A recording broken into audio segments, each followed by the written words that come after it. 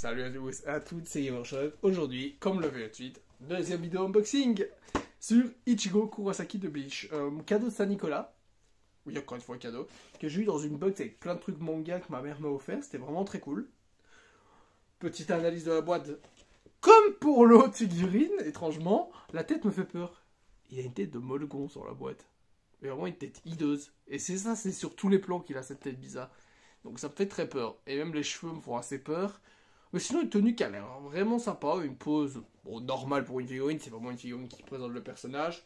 Et la boîte qui fait son boulot. Ichigo Kurosaki, Bandai Spirit. Donc voilà, on a encore bien la précision de la marque de la figurine, de la gamme, etc. etc. Et la boîte qui fait bien son taf, présentant bien la figurine, la licence et tout. On va pas perdre plus de temps, on va ouvrir la boîte. J'avais déjà, comme pour l'autre, pré-ouvert. Comme ça, on perd pas de temps. Hop. Donc ça se présente comme ça quand vous l'ouvrez. Vous avez les trois trucs. J'ai vraiment un truc à dire quand même. Hein. Alors, il va y avoir pas grand chose à monter parce que du coup, le pied est déjà là. Par contre, aucune protection. Hein. Comparé à l'autre, il y avait de la mousse et tout.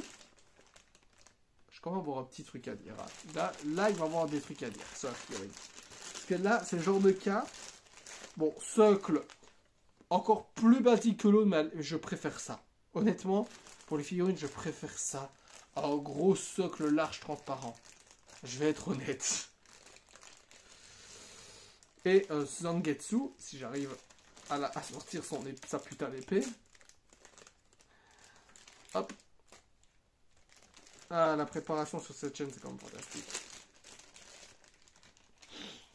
Voilà. Donc, les trois trucs.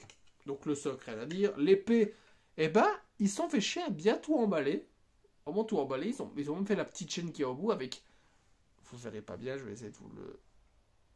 Non, vous ne le verrez pas. Ça se verra un peu... Ah, si, ça se voit un peu. Ils ont fait... Je ne sais pas combien de titrés pour là où il tient l'épée. Donc c'est normal, vous allez me dire, mais voilà, c'est pas toujours le cas. Et la figurine, je vais vous le dire après, une fois que j'aurai bien tout monté, parce que comme ça, je peux bien juger la figurine, comment elle a été prévue et tout ça. Déjà, je sens que c'est mal foutu. Parce que... Oh putain, ça va être chiant. Parce que j'ai l'impression que ce bout-là, il doit être dedans. Ouais, l'épée doit être dedans. Ça va être méga chiant. Hein. Ça, je le sens. Ça va être très chiant.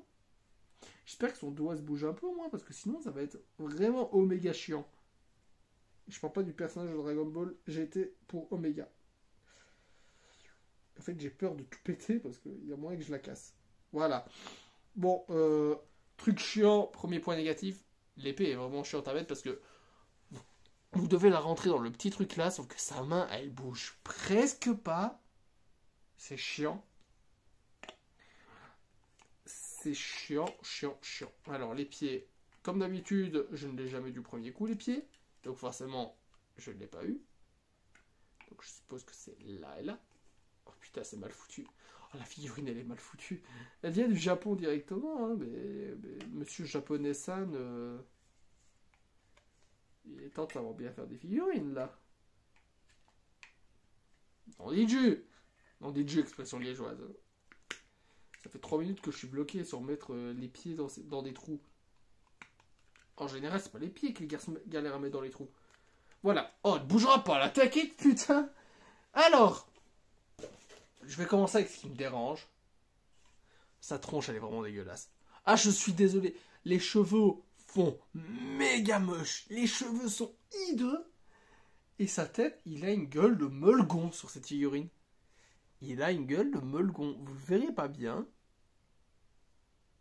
Si vous le voyez là. Il a une gueule de Molgon. C'est grave. Sa tête, elle me dérange beaucoup quand même. Mais, parce qu'il y a un mais... La pose, quand même vraiment, parce que c'est une pose quand même mythique du personnage.